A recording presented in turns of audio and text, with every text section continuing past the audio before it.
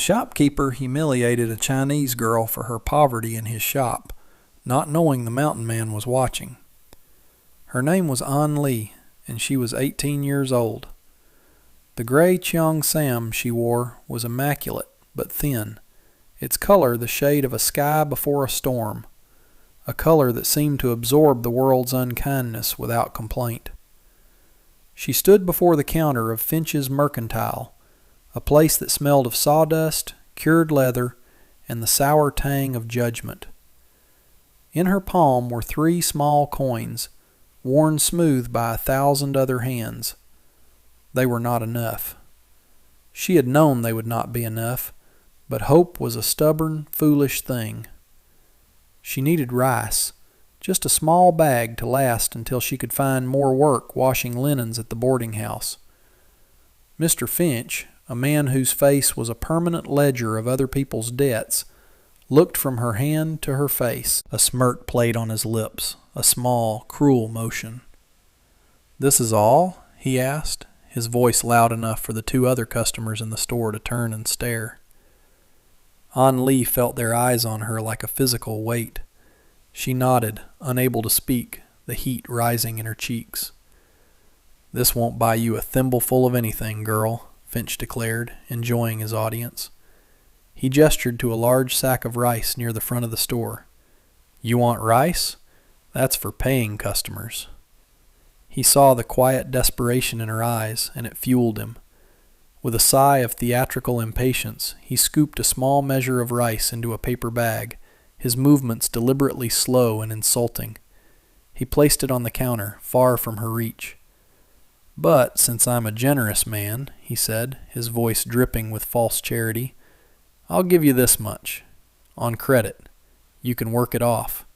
My floors need a good scrubbing." He then did something that shattered the quiet air. He nudged the bag with his elbow, a seemingly careless act that was perfectly aimed. The paper tore, and a cascade of white grains spilled across the dusty floorboards. The rice scattered like fallen pearls into the dirt and grime. "Oh, clumsy me," Finch said, his eyes glinting. "Well, you wanted it. Go on, pick it up." An Li stood frozen. The humiliation was a physical blow, knocking the air from her lungs. The other customers snickered softly. To bend would be to break. To kneel would be to accept his verdict on her worth. But hunger was a merciless master. Her eyes stung with tears she refused to let fall. Slowly she sank to her knees, her slender fingers beginning the impossible task of separating rice from dirt. And in the dim, forgotten corner of the store, a man who had been as still as the shadows finally moved. He was a figure carved from the mountain itself, immense and silent. Long dark hair was tied back with a leather cord, and a thick beard covered the lower half of his face. But his eyes were clear and sharp, missing nothing. He had been examining a display of steel traps, his presence so quiet that Finch had barely registered him as a customer. Now he set the trap down with a soft, metallic click that seemed to echo in the tense silence. His name was Ronan, and his home was the high country, a place of rock and pine that had no patience for the petty cruelties of men like Finch. He had watched the entire exchange, his expression unreadable, his stillness a gathering force. When An Li knelt, something inside him settled into a cold, hard resolve. He moved from the corner, his worn leather boots making no sound on the floorboards. He was a huge man, broad in the shoulder and deep in the chest, and his size alone seemed to shrink the space, drawing all the air toward him. He did not look at Finch. He did not look at the snickering customers. His gaze was fixed on the small, bowed figure of the girl on the floor. He walked to the counter, and from a pouch at his belt he produced a silver dollar. He didn't slide it or toss it. He placed it flat on the wood. The sound was a definitive, solid clap of metal on timber, a sound of absolute finality. It cut through the shopkeeper's smugness like an axe. Finch's eyes widened at the sight of the coin. It was more than enough to buy the entire sack of rice. "I'll take the large sack," Ronan said. His voice was a low rumble, like stones shifting deep in the earth. It was not a voice used to making requests. It stated facts. Finch, suddenly flustered and eager to please a customer with real money, scurried to comply. "And a slab of bacon, flour, salt, coffee," Ronan continued, his eyes never leaving An Lee, who had stopped her work, her fingers hovering over the soiled grains. He was building a wall of provisions around her, a fortress of simple, honest goods that stood in stark contrast to the charity she had been forced to beg for.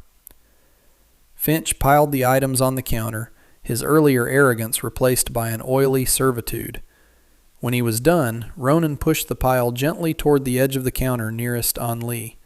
Then he finally turned his head and looked at Mr. Finch. The shopkeeper flinched, as if the quiet gaze were a physical blow. "You forgot something," Ronan said, his voice dangerously soft. "The rice she's cleaning." A confused silence fell. Finch stammered, "But that's spoiled. It's on the floor." "She was picking it up for you," Ronan stated, his gaze unwavering. "I'm buying it. All of it. Add it to the bill." He then knelt, not with the shame of a beggar, but with the steady grace of a man comfortable with the earth. He gently took An Lee's arm.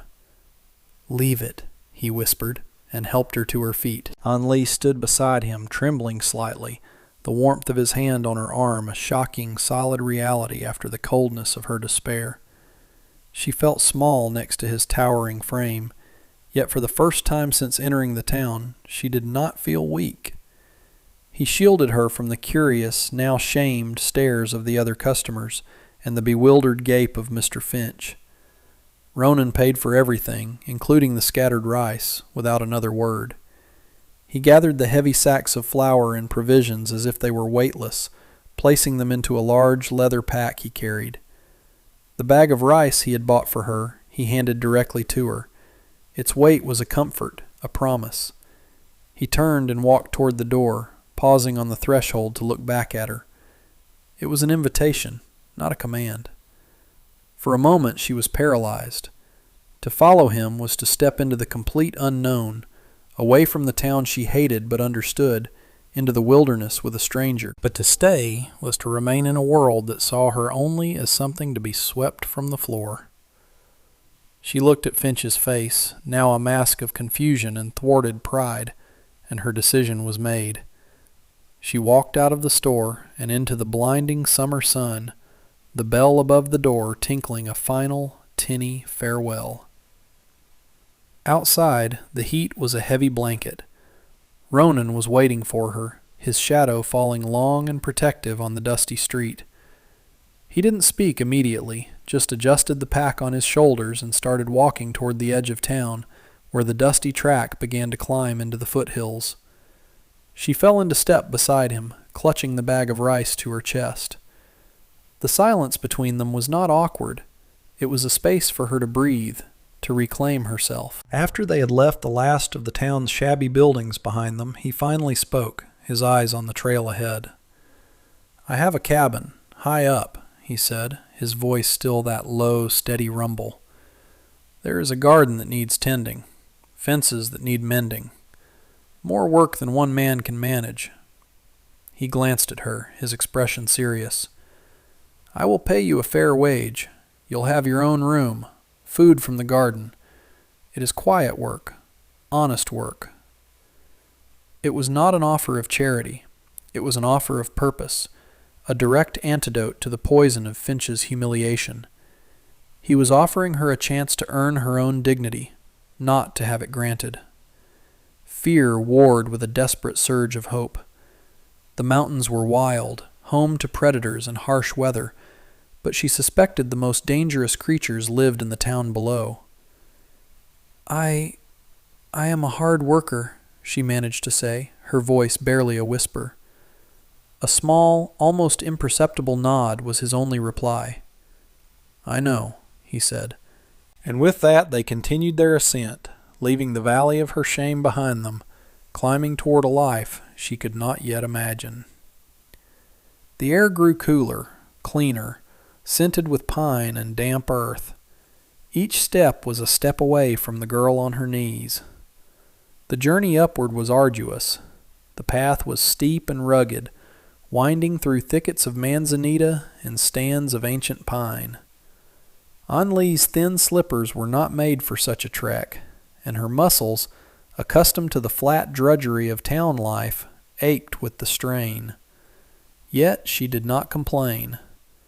Ronan moved with an easy, powerful stride, but he adjusted his pace to hers, pausing whenever he saw her breathing heavily, offering her a drink from his canteen without a word. He seemed to understand that her silence was not one of submission, but of exhaustion and profound emotional shock. After what felt like hours, the dense forest opened into a small, secluded meadow, and there, nestled against a sheer wall of granite, was his cabin. It was not a shack, but a solid, handsome structure of dark timber and river stone, with a low-pitched roof and a wide, welcoming porch. A curl of smoke rose from the stone chimney, indicating a fire was already banked within. The place radiated a sense of permanence and peace. It felt safe. A vegetable garden, neatly laid out in raised beds, thrived to one side of the cabin, bursting with the green vitality of squash vines, corn stalks, and tomato plants heavy with ripening fruit.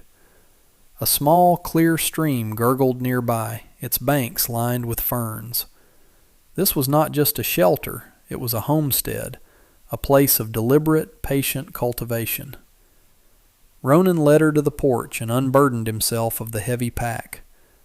"This is it," he said simply. He opened the thick wooden door and gestured for her to enter. The interior was a single large room dominated by a massive stone fireplace. It was spare but meticulously clean. A large table and 2 chairs stood in the center. A sleeping cot was tucked into one corner, and shelves lined with preserved goods and tools covered one wall. The air smelled of wood smoke, coffee, and dried herbs. At the back of the room was a smaller, curtained-off alcove. He pointed toward it. "That will be your space," he said. She pulled back the heavy canvas curtain. The room was small, containing only a narrow bed with a thick wool blanket, a small crate for a table, and a single window that looked out over the garden and the vast expanse of the valley below. It was simple, private, and entirely her own. He brought in the provisions, setting them on the table. "The well is out back. The work is simple. Weeding the garden, watering. I will show you what needs to be done tomorrow. For now, rest." He seemed to understand her need for solitude, for a moment to process the dizzying turn her life had taken in a single afternoon. He took a bucket and went outside, leaving her alone in the quiet space. An Lee sat on the edge of her new bed, the bag of rice still held tightly in her lap. She looked out the window, down at the town, now just a smudge in the distant haze. From up here, it looked insignificant. She finally allowed the tears she had held back in Finch's store to fall, but they were not tears of shame. They were tears of relief, of a deep, aching release. The work began the next morning. It was relentless and grounding. The days that followed fell into a rhythm dictated by the sun and the seasons, not by the clocks and cruelties of men. Ronan was a man of few words, but his actions spoke a language of quiet respect. He showed her how to tell which weeds to pull and which wild herbs were good for tea. He taught her how to stake the tomato plants and how to check the corn for pests. He never hovered over her, never criticized her efforts. He would demonstrate a task once, with patient, capable hands, and then leave her to it, trusting her to learn. Her own hands, once soft from laundry work, began to change. The skin toughened, calluses formed on her palms, and her fingernails were perpetually rimmed with the dark, rich soil of the garden. She found a strange satisfaction in this transformation. Each blister was a testament to her effort, each sore muscle a sign of her growing strength. This was labor that built, that nourished, that created life from the earth. It was the opposite of the degrading work Finch had offered. They coexisted in a comfortable silence. Ronan would often be gone for days at a time, checking his trap lines in the higher peaks. Before he left, he would always ensure the wood box was full and that a heavy log was left by the door, a silent instruction to keep the fire going at night. He would return as quietly as he had left, a brace of rabbits or a small deer slung over his shoulder, leaving the meat on the porch for her to prepare. She learned to cook for two, leaving a warm plate for him on the hearth for whenever he came back. She mended his torn buckskin shirts, her stitches small and neat, and he in turn repaired the sole of her worn slipper with a piece of soft leather, leaving it by her door without a word. Trust was not spoken between them. It was built, one silent, considerate act at a time. It was in the bucket of fresh, cool water he drew for her each morning before she woke, and in the small jar of wildflower honey she left for him on the main table. One evening, after a long absence, he returned just as dusk was settling, the sky a deep bruised purple. He carried no game. Instead, he held a small, scraggly plant in his hands, its roots carefully wrapped in damp moss. It was a wild rose bush, its stems thorny and its leaves sparse. He said nothing, but went to a small patch of earth near the cabin's front step and began to dig. He worked the soil with his bare hands, removing rocks and loosening the compacted earth. He planted the bush with a surprising gentleness, patting the soil around its base as if tucking a child into bed. He watered it from the stream and then stood back, looking at his work. He glanced at her, where she stood watching from the doorway. A flicker of something unreadable was in his eyes, a vulnerability she had not seen before. It was a silent offering, a piece of fragile, wild beauty, brought down from the harshness of the mountains to be nurtured in the safety of their small clearing. It was a promise that even in the rockiest soil, something beautiful could be given a chance to grow. As the summer sun mellowed into the golden light of late season, the garden flourished under Anli's devoted care. The squash grew fat and yellow, the beans hung in heavy clusters, and the corn stood tall, its tassels like fine silk. Her own transformation was just as profound. The hollows in her cheeks had filled out, and the constant fear that had tightened her shoulders had eased. She moved with a new confidence, her posture straight, her steps sure. She had started to hum as she worked, quiet, half-remembered melodies from her childhood, the notes floating on the still mountain air.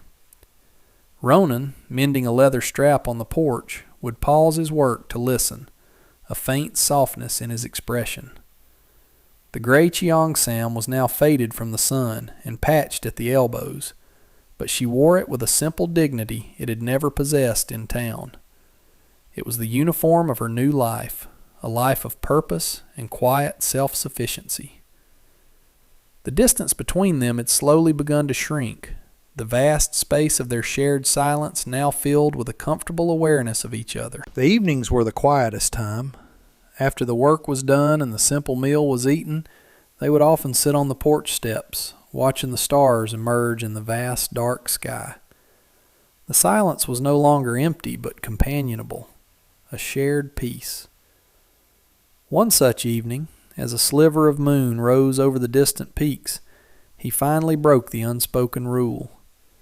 He did not ask about her past, about the life that had brought her to Finch's store. Instead, he gestured with his chin toward a small, feathery plant at the edge of the garden. "In my mother's tongue," he said, his voice softer than she'd ever heard it, "we call that whisper grass. They say if you listen closely when the wind blows, it tells you stories of the old ones." Anli looked at the plant, then back at him. It was the first time he had ever mentioned his family, a tiny crack in the formidable wall of his solitude. She felt a sudden, strange impulse to share a piece of herself in return. "Where I am from, she said softly, her own voice hesitant. "We had a flower that looked much like that. We called it Listening Bloom.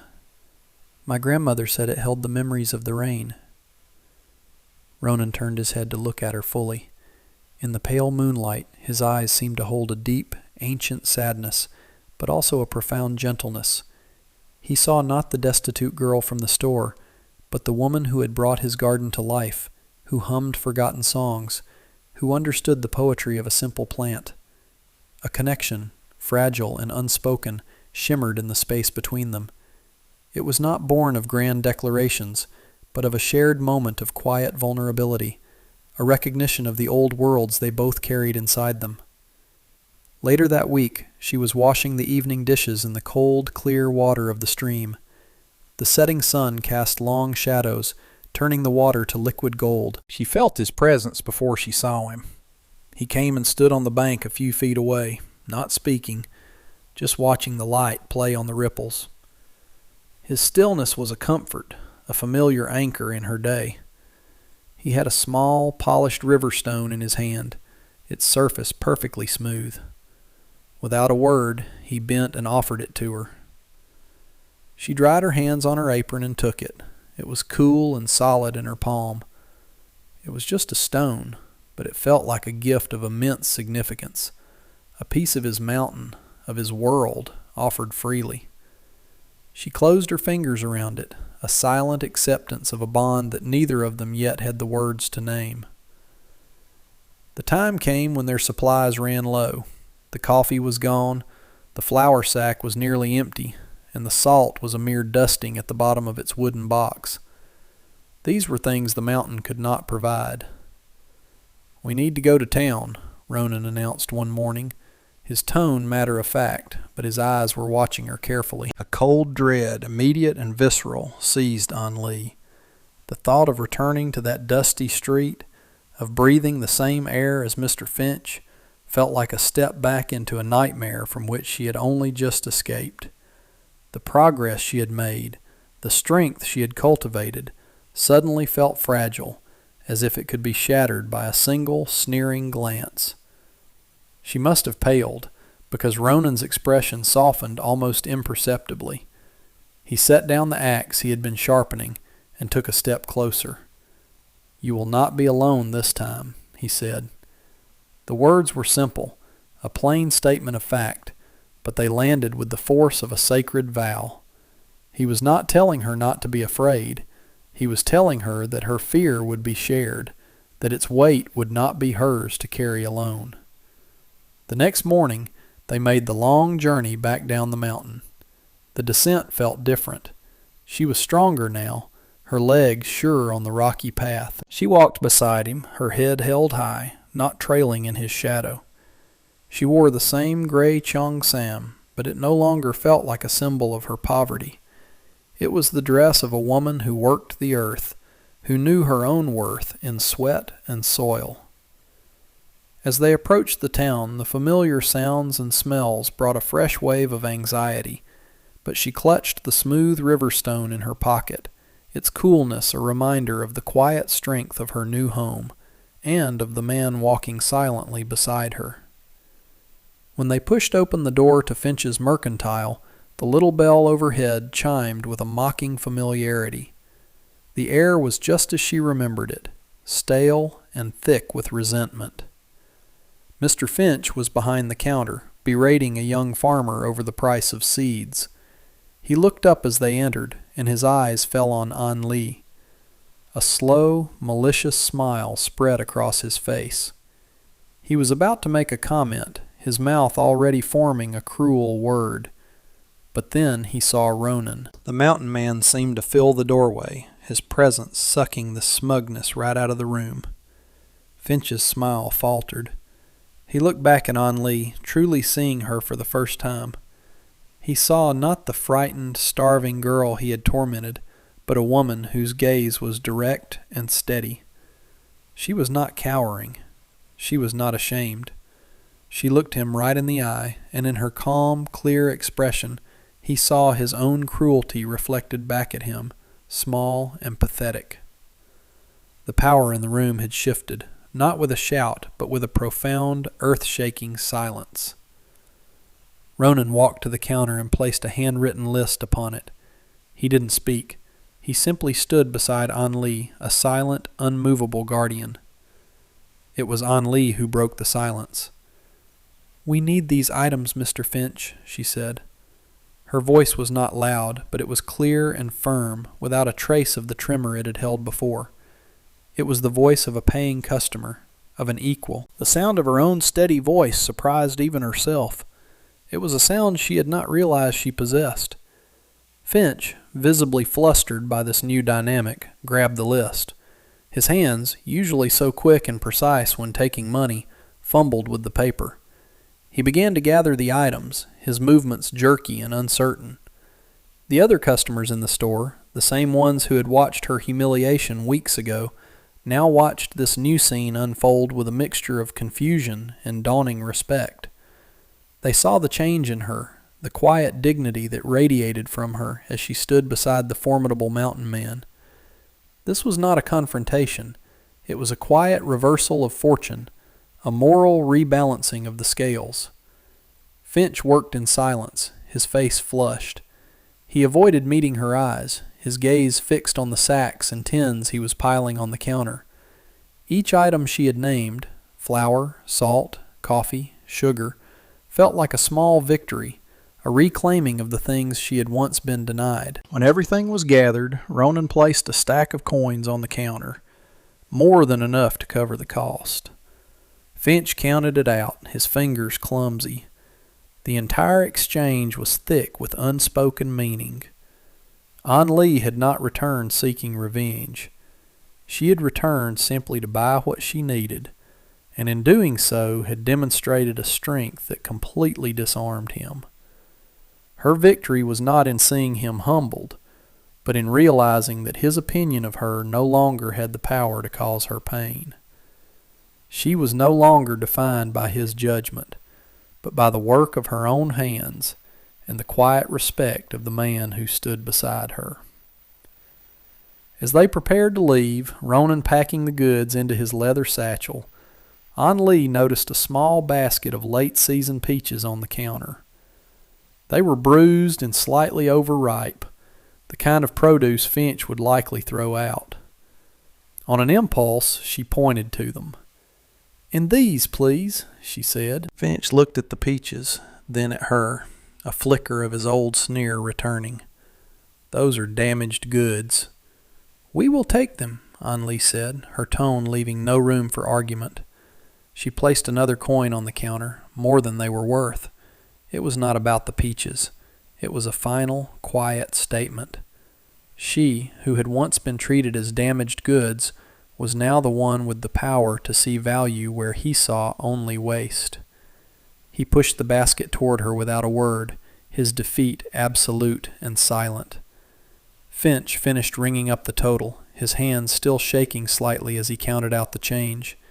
In his haste and agitation, he miscalculated, pushing a few coins less than they were owed back across the counter. It was a small amount, easily missed, perhaps even an intentional slight born of his wounded pride. Ronan didn't notice, his attention focused on securing the straps of his heavy pack. But An Lee did. She saw the missing coins immediately. A hot flush of the old anger rose in her. It would be so easy to call him out, to expose him as not only a bully but a petty thief in front of his other customers. The words were on the tip of her tongue. She could humiliate him just as he had humiliated her. She could demand her due, loudly and publicly. She looked at Finch's face, at the sweat on his brow and the nervous twitch in his eye. She saw not a monster, but a small, bitter man shrunken by his own spite. And in that moment, she realized that revenge would only chain her to him, forcing her to stoop to his level. Mercy was the only true freedom. "You have made a mistake, Mr. Finch," she said, her voice soft, almost gentle. She carefully separated the coins he had given them and pushed the incorrect amount back toward him. "This is what we are owed." There was no accusation in her tone, only a calm correction. She did not raise her voice. She did not draw the attention of the others. She offered him a quiet, private chance to correct his error without losing face. Finch stared at the coins, then at her, his face turning a deep, mottled red. He understood what she had done. She had held his reputation in her hand and had chosen not to crush it. He fumbled in the cash box, his fingers trembling as he produced the correct change, muttering a barely audible, "My apologies." An Li simply nodded, accepting the coins and the apology with a quiet grace that was more powerful than any outburst could have been. Ronan had turned just in time to witness the entire quiet exchange. He said nothing, but a look of profound, deep respect dawned in his eyes. He had seen her tested, and he had seen the quality of her character shine through. He had rescued her from poverty, but she, in that moment, had demonstrated a kind of strength he had not known she possessed. As they turned to leave, he reached out and, for the first time, took her hand. His touch was not possessive or demanding. It was a simple, solid connection, a gesture of silent acknowledgement and deep admiration. Her fingers curled around his, and they walked out of the store together, hand in hand, leaving the world of Mr. Finch and his small cruelties behind them forever. The walk back up the mountain was different. The silence between them was no longer just comfortable. It was charged with a new intimacy, a shared understanding that ran deeper than words. They walked hand in hand for a long time, the rough texture of his palm a solid anchor against hers. The sun began its slow descent, painting the sky in hues of orange and rose, and the air grew cool and sweet with the scent of pine. When they reached the clearing, the cabin was bathed in the soft, golden light of evening. It looked more like a home than ever before. As they approached the front step, An Li's eyes were drawn to the small wild rose bush Ronan had planted. In the weeks she had been tending it, watering it, and protecting it from the deer, it had been a stubborn, thorny thing, showing little sign of life beyond its green leaves. But now she saw something new. There, on one of the thorny stems, was a single, perfect bud, its petals tightly furled, blushing with the faintest hint of pink. A small gasp escaped her. She let go of Ronan's hand and knelt before it, tracing the outline of the bud with her finger. It was a small, fragile thing, yet it was a promise of impossible beauty, a testament to the power of patience and care. It had survived the harsh mountain soil, just as she had survived the harshness of the world below. Ronan came to stand beside her, his large frame casting a long, protective shadow over her and the small plant. He looked from the rosebud to her face, his expression full of a deep, quiet emotion he could no longer contain. "An Li," he said, her name a soft sound in the twilight. She looked up at him, her heart beating a steady, hopeful rhythm. He knelt in front of her, so they were at eye level. The great, solitary mountain man, who was more comfortable with the silence of the wilderness than the company of people, looked at her with an open, unguarded vulnerability. "This place was just a shelter before you came," he said, his voice a low, earnest rumble. You have made it a home." He reached out, his calloused thumb gently brushing a loose strand of hair from her cheek. His touch was tender, reverent. In his eyes she saw not just respect, but a deep, abiding affection that mirrored the feelings blossoming in her own heart. The future was no longer a terrifying, unknown expanse. It was here, in this clearing, with this quiet, steady man. It was in the promise of the garden, the warmth of the hearth, and the slow, certain unfurling of a single rose. She leaned into his touch, a silent answer to a question he had not yet spoken, and knew, with absolute certainty, that she was finally where she belonged.